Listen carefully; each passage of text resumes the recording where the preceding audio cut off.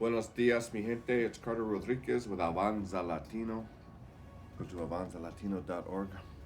And I'm coming to you with a very special edition of Hablemos because I'm coming to you from Seattle, Washington, the United States epicenter of the world coronavirus pandemic. I want to talk to you about I want to make clear some possibly confusing information. There's a lot of information out there, and I want to make sense of it so that it's not overwhelming. There are numerous facets to this outbreak that people may not be talking about in a very clear way. The first thing is the numbers that you're hearing about people who are infected is not accurate, and it's not accurate because there is an incubation period. Gestation. There's an incubation period. There's an incubation/gestation period for this virus. That means you can be infected for anywhere from 4 days to 2 weeks without even knowing that you're infected. And during the time that you're infected and you don't have symptoms, you can be spreading it. And the spread is exponential. So when I infect 5 people, I don't just infect 5 people because they infect 5 people, and that 5 people is now 36 people, and then they infect 5 people, and now we're up to 106, 7, 60 something people. Does that make sense? Yes, exponential spreading. Good. Self-quarantine. I'm going to explain to you right now why this is so important. You don't want to end up like Italy. Right now they think we are about 11 days behind Italy, and our numbers are rising as fast as theirs are. Italy's in a state of emergency. The hospitals and all of the medical professionals are completely overwhelmed. They have triage units. It's like wartime.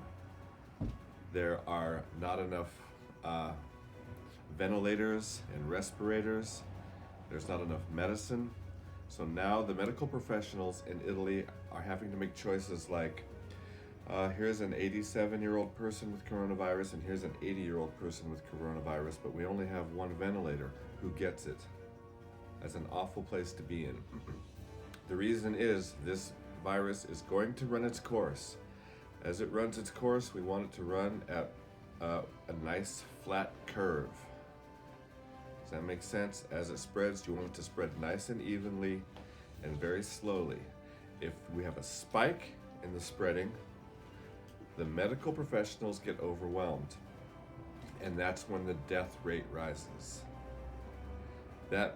If all of the hospitals and all the medical professionals and all the clinics and all the doctors are completely overwhelmed, that means somebody with a broken leg, somebody who has cancer, the people who are normally being treated for the things that they have to deal with every day are not going to get attention. Those people could die. This is a real story that I heard firsthand from somebody who's a collaborator, an artistic collaborator of mine. A friend of a friend's loved one had symptoms for the coronavirus. They went in, they were tested, and they were x-rayed in the lungs, and the doctor said, you do not have coronavirus, but you have a mass in your lung. We don't know what it is, and you have to go home and wait until the epidemic passes before you can get medical attention. Now, this person could have cancer, who knows what they have, but they cannot be dealt with right now because the medical professionals are completely overwhelmed. The people on the front lines who are fighting the spread of this virus. That's why you have to self-isolate. That is why you have to self-quarantine. We need to flatten the curve. The spike is what causes the majority of the deaths that aren't just from the virus itself. I want to give you a clue about how the exponential growth works. So I just ran the numbers for King County. If we continue to spread at the rate that we are, which is almost par with how it was spreading in Italy 2 weeks ago. Excuse me. Maybe I need some coffee. You know, we got a lot of coffee here still. Everything's fine, guys. We got coffee. I'm here at home, you know, with my hitas. Say hi, kids. Hi.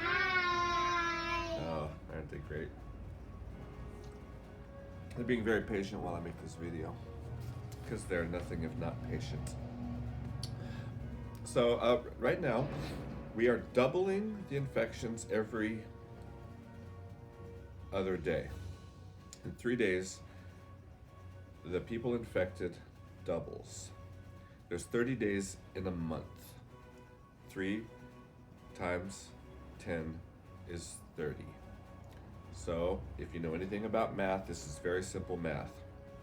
Take the number of people that we have infected, times 2 times 2 times 2 times 2 times 2 times 2 times 2 times 2 times 2 times 2.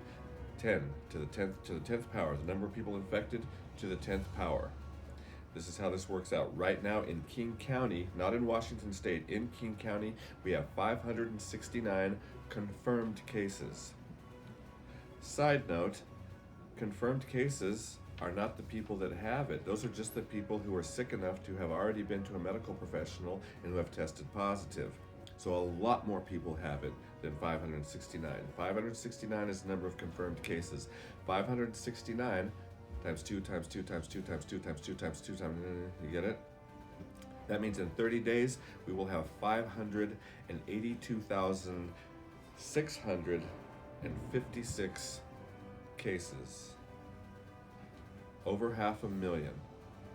15% of those is the rate at which people are having very severe illness due to the coronavirus.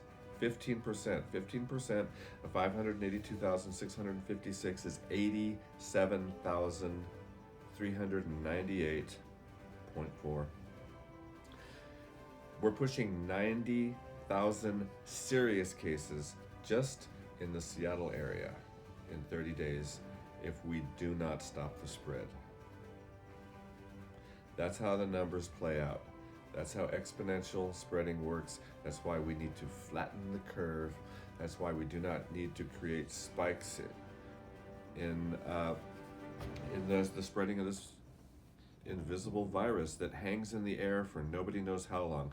They think it can live on surfaces like your phone, the surface of your phone, for up to 3 or 4 days. Hard surfaces like that. They think it lives a little bit shorter time on more porous surfaces like cardboard or whatever. That's a lot of information. How you doing? Good. Don't overwhelm the system by spreading it around. You will not know if you're spreading it. Excuse me. I just had some cereal with the kids. Everything's fine, guys. I don't kidding. I'm fine. I have no symptoms. That's it. We're shutting everything down. All the bars, all the restaurants. I had 2 huge public performances that were supposed to happen this week. Everything's been postponed indefinitely.